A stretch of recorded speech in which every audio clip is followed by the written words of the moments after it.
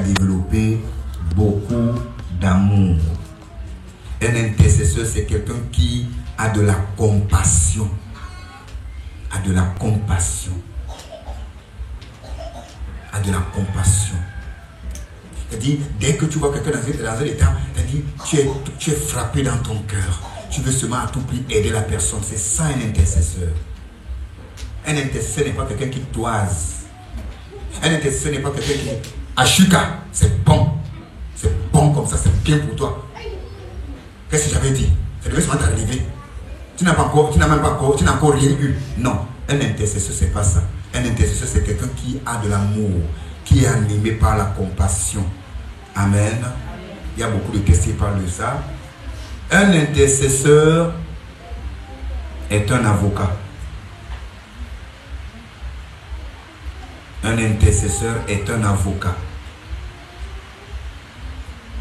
Amen. Vous savez que Jésus est un intercesseur. Nous avons un avocat auprès du Père. Alléluia. Nous avons un avocat auprès du Père. Nous connaissons ce texte dans 1 Jean, chapitre 2. Alléluia. Nous avons un avocat auprès du Père. Si vous avez de petits enfants, tout ceci est écrit afin que vous ne péchiez point. Mais si quelqu'un a péché, ne vous arrachez pas les cheveux, car nous avons un avocat auprès du Père. Ésaïe chapitre 41, le verset 21. Ésaïe 41, le verset 21 dit: plaidez votre cause, dit l'Éternel, produisez vos moyens de défense, dit le roi de Jacob. Il dit quoi? Produisez vos moyens de... Alors un avocat, c'est qui? C'est quelqu'un qui défend un client. Alléluia. Qui défend un client. Il est celui qui se met entre Dieu et celui pour qui il plaide. C'est ça un avocat. Entre Dieu et celui pour qui il plaide. C'est quelqu'un qui défend quelqu'un. Qui défend. Oui, c'est vrai. Ce qu'on dit est vrai. C'est pas faux. Là, c'est la vérité. Mais. Oh. Amen. Ce que vous présentez là est vrai. La Bible dit dans Colossiens 3. Colossiens 2. Le diable avait l'acte devant Dieu contre Serge. Et tout était écrit noir sur blanc avec un cachet. Tout ce qui était écrit était vrai. Et quand le verdict devait être frappé pour la fin de l'histoire de Serge, l'agneau le lion de la tribu de Juda, l'agneau de Dieu, moi n'en pas qui s'est présenté un avocat. Il a pris l'acte. Il a lu tout ce qu'on a dit.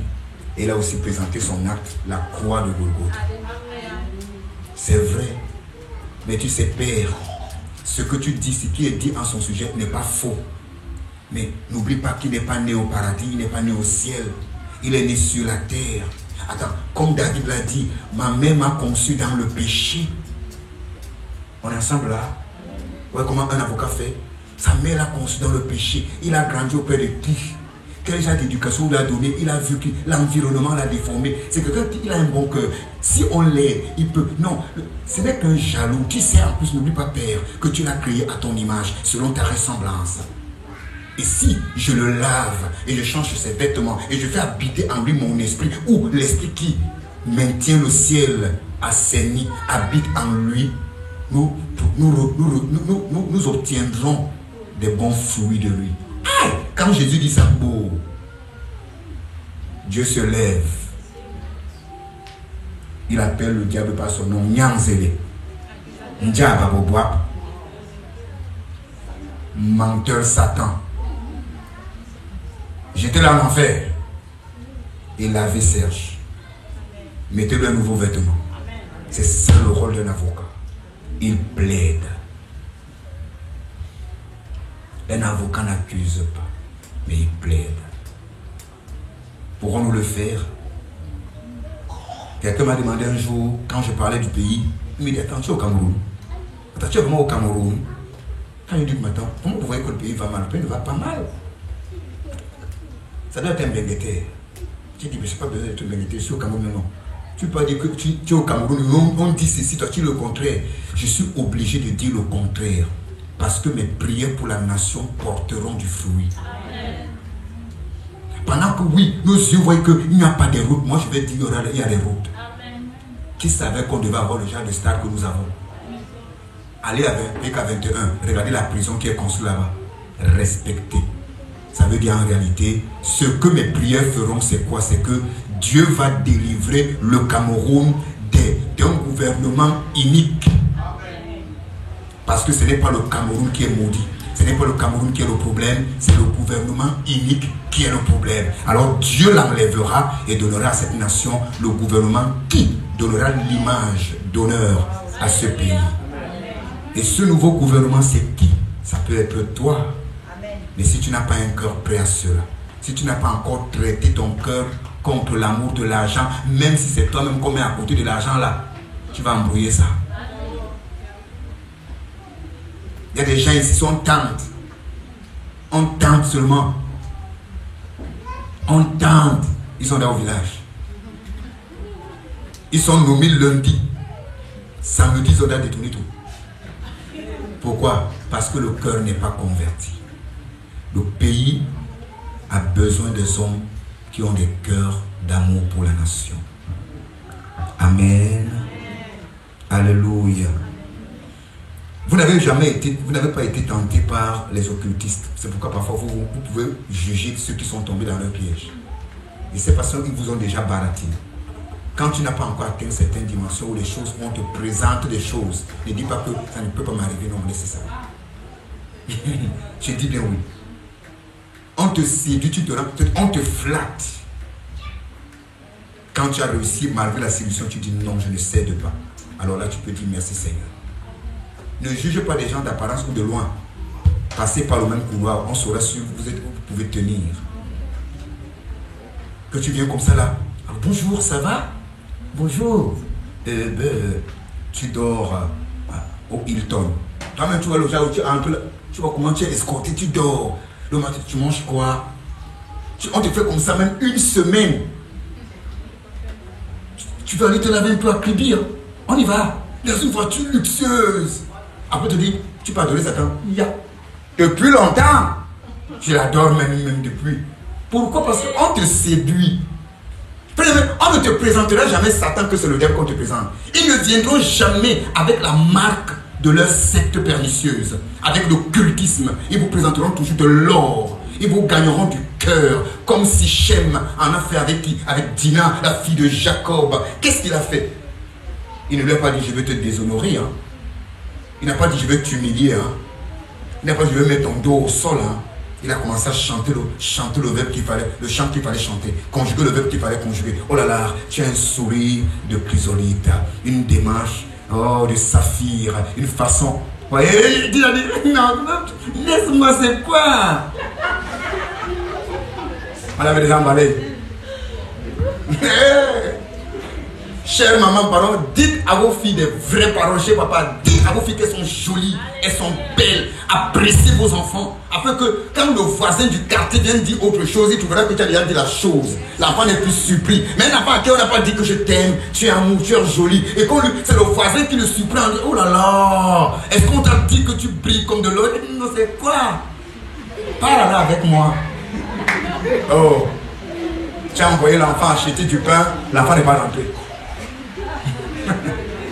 L'enfant est acheté du pain, il n'est pas rentré. Avis de recherche. Avis de recherche, on se met dans Facebook, partout. On cherchait tel. Oui, monsieur, vous cherchez votre fille, elle a quel âge? 18 ans. Elle est folle? Non. Elle a tous les sens. Allez, ça. On a dit à ta fille ce que tu n'as jamais dit à ta fille. Elle est restée là où on lui a dit ça. On lui a dit la chose. Amen. Ils ne viendront jamais avec des cornes. Si le diable venait vers Ève avec des cornes, Ève ne tomberait pas.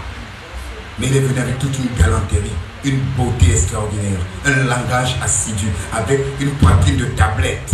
Ève a dit, yes, ça alors, Adam a seulement le ventre de Mbunga. Ça, c'est la poitrine que je veux. Et puis, il est parti. Non. Louange à Dieu.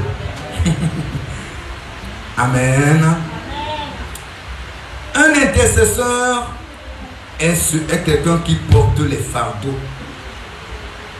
Un intercesseur est quelqu'un qui porte les fardeaux. Et l'apôtre Paul, étant un intercesseur comme Jésus l'a été, nous le conseille. C'est pourquoi il le dit dans Galates chapitre 6, le verset 2. Galates chapitre 6, le verset 2, il dit...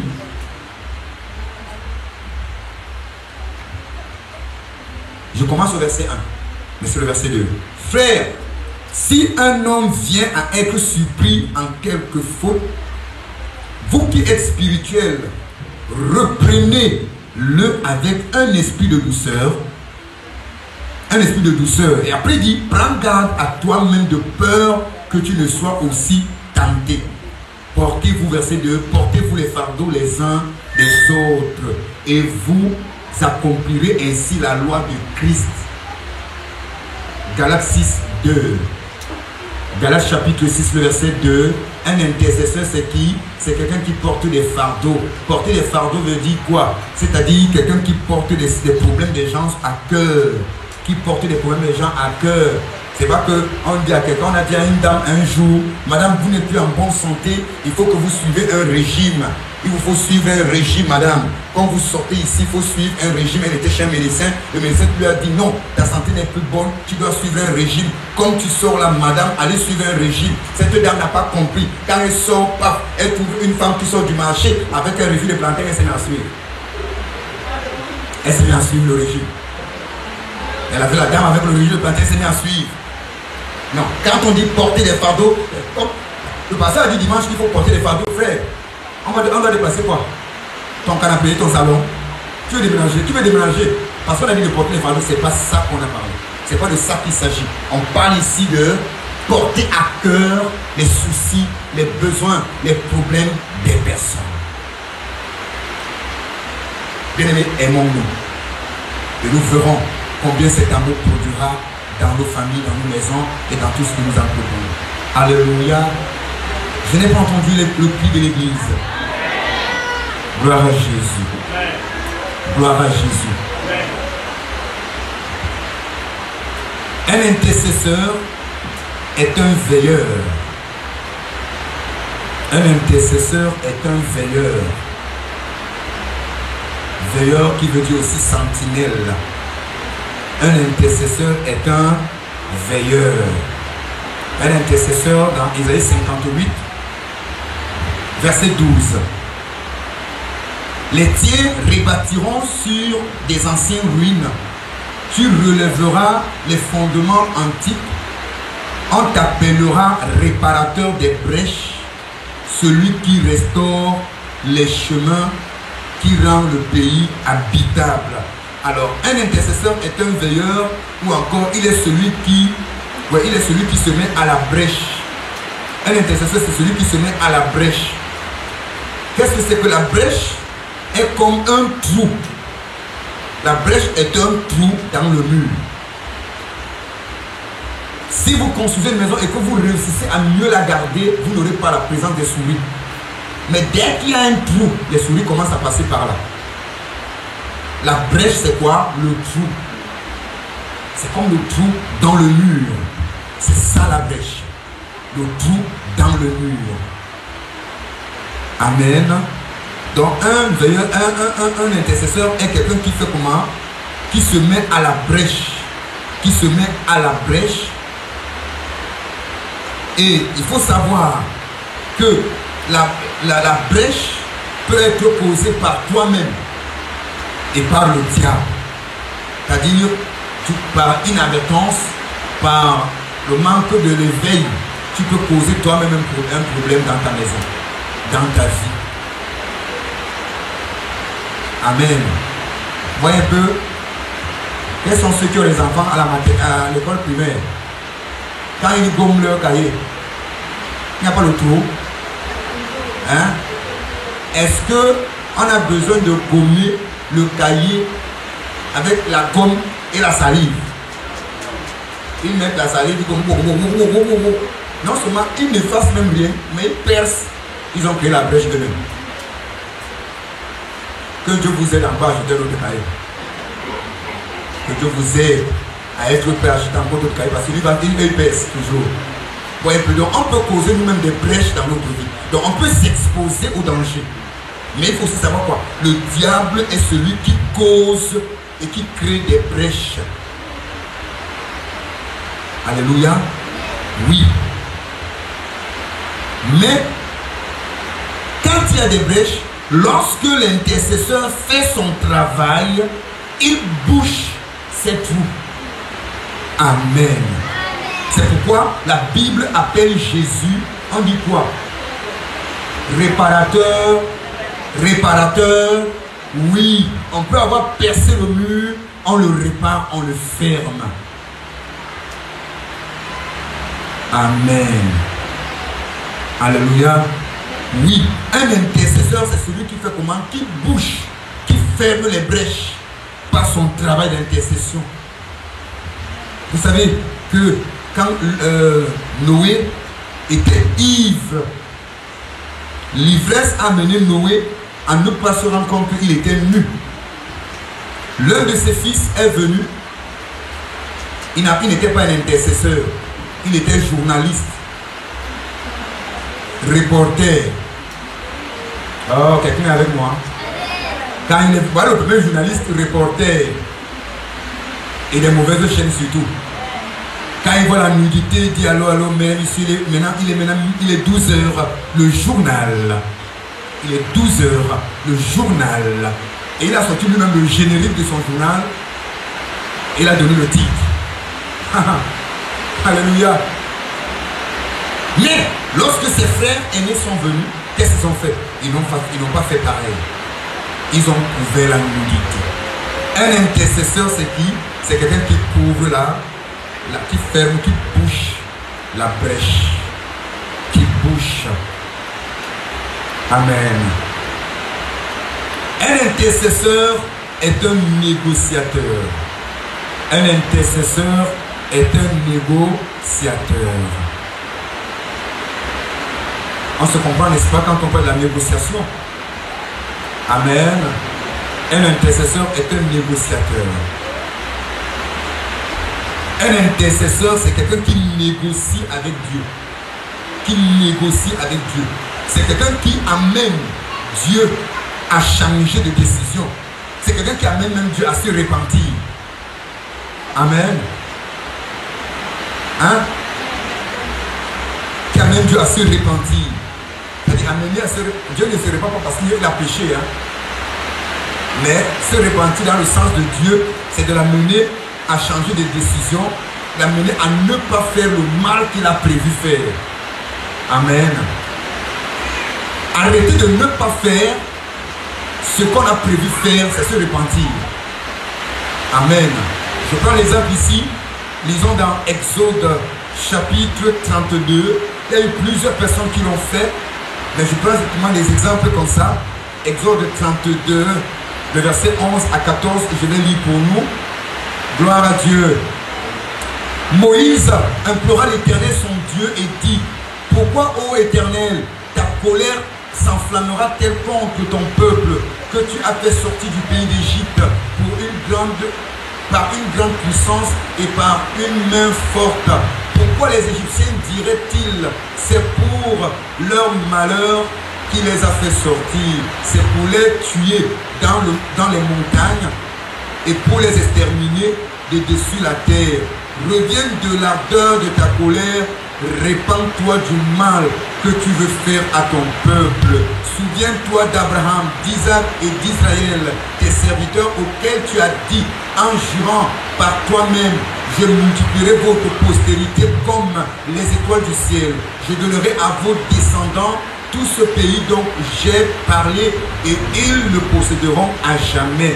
Et l'Éternel, au verset 14, et l'Éternel se repentit du mal qu'il avait déclaré vouloir faire à son peuple. Vous voyez comment Moïse a fait quoi? Il a intercédé en négociant, en rappelant à Dieu: oh God, c'est lui qui doit revoir mon statut. Alléluia. Je rappelle à Dieu, oh allez. Il négocie. Il finit de parler, il rappelle. Quand je veux dire qu'un intercesseur doit avoir la connaissance de la parole, connaître. pour savoir comment causer avec Dieu, parler à Dieu pour une situation qui est face à nous. Béni soit Jésus. Devenons des négociateurs. Rien que par cette partie, vous voyez que l'intercession est un mystère. Amen. L'intercession est comment? Un mystère. Regardez, entre, c'est le son qui dit, qui est l'homme pour que tu prennes garde à lui? Le psalmiste l'a dit, non? Qui est l'homme pour que tu prennes garde à lui? L'homme vaut quoi devant les yeux de Dieu? Mais regardez, un intercesseur réussit à mener Dieu à changer de décision. C'est un mystère. On n'a pas dit un prieur, on a dit un intercesseur. Parce que Dieu a dit à Moïse, je vais l'exterminer, mais je vais te donner un autre peuple. Moïse n'a pas dit oui. Il a dit non. Je ne suis pas d'accord. Naomi a dit quoi à ses belles filles? Dès que ses filles sont aussi mortes, elle dit, pardon mes enfants, vous n'avez plus rien à faire avec moi. Vous allez rester avec moi sur quelle base? Vous êtes encore très jeune. Même s'il faut que j'accouche, vous attendrez que mes enfants grandissent. Toi tu as 25 ans, toi tu as 30. Mes enfants vont épouser dans leur maman. Non. Allez vous trouver du mariage ailleurs. Moïse a réfléchi à attends, même si tu as me donné un nouveau peuple, ils vont naître quand? Grandir quand? Et moi je suis un peuple de petits enfants. C'est la crèche. Oh, non, il a dit non, je ne peux pas accepter. Je sais qu'ils ont péché. Je sais qu'ils ont fait ce qui est mal à tes yeux. Mais ça peut aussi changer. Souviens-toi surtout des promesses que tu as faites. Tu as dit quelque chose. Et tu es le Dieu des promesses et qui veille sur sa parole. Dès qu'il a simplement rappelé, négocier avec Dieu, mais rappeler à Dieu la parole de Dieu, Dieu a changé de décision. Dieu a changé de... Et la chose a pris une autre couleur. Devenons des intercesseurs. Alléluia. Devenons des intercesseurs. Et nous porterons beaucoup de fruits. Les intercesseurs ont une grâce auprès de Dieu. Huitième point, ils sont des amis de Dieu. Ouais, pourquoi je vous ai donc dit que l'intercession est bien. Un intercesseur devient quoi? Il devient qui? Il devient un ami de Dieu. Un intercesseur devient un ami. Regardez, à cause de l'obéissance et de cette vie d'intercession d'Abraham dans Jacques chapitre 2. Jacques chapitre 2, le verset 23. Il nous reste encore 2 points et on va terminer. Jacques chapitre 2, le verset 23, la Bible dit ici, ainsi s'accomplit ce que dit l'Écriture. Abraham crut à Dieu et cela lui fut imputé à justice et il fut appelé ami de Dieu. Amen. Vous voyez que non seulement il était quelqu'un de très obéissant, soumis à la parole de Dieu, mais il était un intercesseur. À cause de cette nature, de cette vie d'intercession, de ce manteau d'intercession, il n'est plus seulement devenu un appelé, un choisi, mais il est devenu quoi? Un ami de Dieu. Et vous savez, la position d'amitié, c'est quoi? Un ami, c'est quelqu'un avec qui on fait des confidences. On fait des confidences. C'est pourquoi on a lu au début dans Genèse 18, cacherai-je ce que je vais faire à Abraham? Vous voyez, à cause de l'amitié d'Abraham et de Dieu, il est devenu quoi? Ils sont devenus des confidents. Bien-aimés, sont des intercesseurs. 9. Un intercesseur est une sentinelle. Un intercesseur est une sentinelle. Est une sentinelle. Alléluia. Un intercesseur est une sentinelle. Une sentinelle, c'est quelqu'un qui veille. Il est dans les veilles de la nuit. Il est dans les veilles de la nuit. Il y a un homme de Dieu, quand il était célibataire, qui est encore jeune célibataire, quand il demandait la main en mariage à une soeur, il demandait, ma soeur, regardez quelqu'un qui demande la main en mariage, même si cette fille pouvait dire oui, elle peut plus dire oui. Ma soeur, est-ce que tu peux jeûner à ces 14 jours et à la fin du jeûne, tu quittes PK15, Ndokoti, aller-retour à l'évangélisant avec le jeûne 14 jours. Ma soeur, moi je veux une femme qui passe toute la nuit à prier. Moi je veux une femme qui passe quoi? La fille a compris que c'est. Donc ici c'est vigile. Ça c'est le mari, c'est devenu vigile. Aucune fille ne pouvait dire oui. Quand il se marie, finalement il a fait tout son désordre, il s'est enfin marié. Sa femme a le don du sommeil. Elle dort non seulement la nuit, même le jour. Lui m'a compris que yes. Alléluia. Il cherchait une femme qui ne dort pas la nuit. Il a trouvé celle qui dort et le jour et la nuit. Il est complètement dépaysé. Il me dit, homme de Dieu, je pense qu'il faut la délivrance à ma femme. Il dit, non. Tu dois être d'abord toi-même sentinelle. Il ne faut pas être l'enfant de quelqu'un doit devenir sentinelle. Pourquoi? Alléluia. Une sentinelle, un intercesseur est une sentinelle. Une sentinelle, c'est quelqu'un qui veille. Et il est dans les veilles de la nuit. C'est quelqu'un qui attend l'ordre de Dieu, les directives de Dieu. Habakkuk l'a dit, n'est-ce pas? Je veille.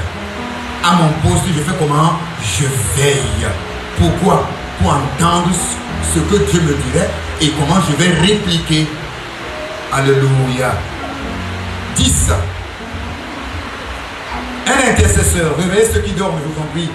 Un intercesseur est un guerrier. Un intercesseur est un guerrier.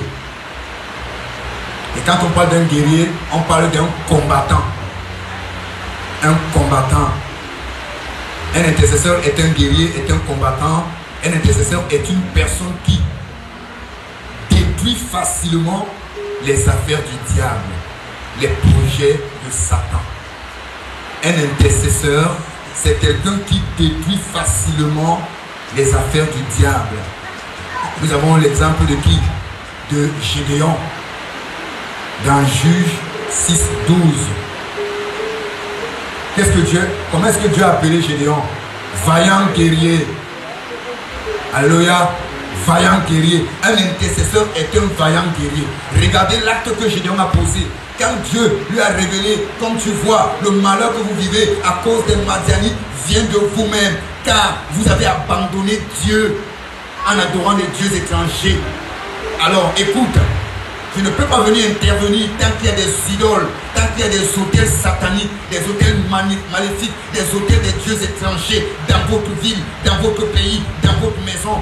Va et détruis l'autel de Baal et le lieu sacré qui est bâti chez ton père. Oh, va, vaillant guerrier. Il n'a pas dit va, pleurnichard, va, craigneur. Non, il dit vaillant guerrier. Même comme Daniel, même comme Gédéon, pouvait paniquer, pouvait avoir peur. L'onction d'un guerrier était entrée en lui. Il est parti. La Bible dit, de nuit, il a pris des hommes qui l'ont aidé à renverser l'autel de Baal et le pied sacré qui appartenait à son père. Et tout ce qui était connecté spirituellement à ces pratiques ont senti que quelque chose s'est passé parce qu'un vaillant guerrier a renversé les affaires du diable. Un intercesseur, quand il fait son travail, il renverse les affaires du diable. Il n'a pas besoin de venir agresser les gens. Il va juste avec des genoux par terre, il règle tout. Je veux être un intercesseur. Alléluia. Un intercesseur, un vaillant guerrier, c'est une personne à qui Dieu donne des armes et des balles qui font pour destituer, déstabiliser l'armée du diable et les plans du diable. Quand tu es intercesseur et qu'il y a un problème de combat, Dieu ne te cache rien. Dieu te dit comment faire pour atteindre la cible. Alléluia. Pour atteindre la cible. Dans ce moment, quoi? Dieu te donne quoi? Les balles et les armes qu'il faut par rapport à la situation. Dieu peut te dire, pour ce cas-ci, ne prie pas. adore-moi. C'est une arme. En ce moment, l'adoration devient quoi? L'arme contre. Autel contre autel. Regardez, Élie était l'intercesseur aussi. Dieu lui dit, pour régler cette situation, afin que le cœur de mon peuple revienne en moi, ce qu'il faut faire, comme ils ont été formatés par des pratiques du dieu Baal, ce qu'il faut faire, tu vas amener à ce que les balistes dressent l'autel de leur dieu et que moi aussi, tu dresses aussi mon autel. Et là, ça sera autel contre autel, feu contre feu, parole contre parole. Bien-aimé, invocation contre invocation, louange contre louange, pendant que les prophètes de Baal se mettent à célébrer leur Dieu, toi tu célèbres le Dieu béni au siècle des siècles, en ce moment-là, ta louange devient un danger pour le corps des démons. Alléluia. Saül, animé par un mauvais esprit, on n'a pas dit à David, va prier. Dieu lui a révélé David, élève la voix pour chanter. Juste en jouant à son instrument de musique et en chantant en l'honneur de l'Éternel, quelque chose s'est passé. Quoi? Le démon qui animait, l'esprit qui animait Saül, le laissait. Un intercesseur est un guerrier.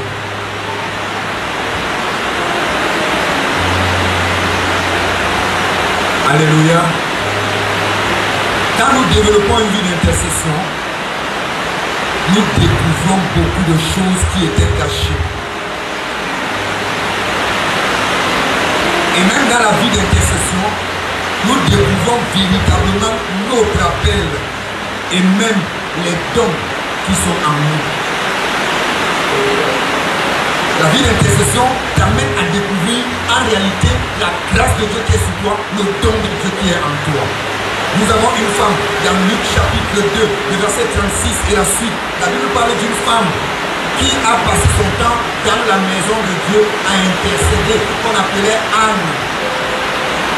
Et on l'appelle comment? La prophétesse Anne. Pourquoi?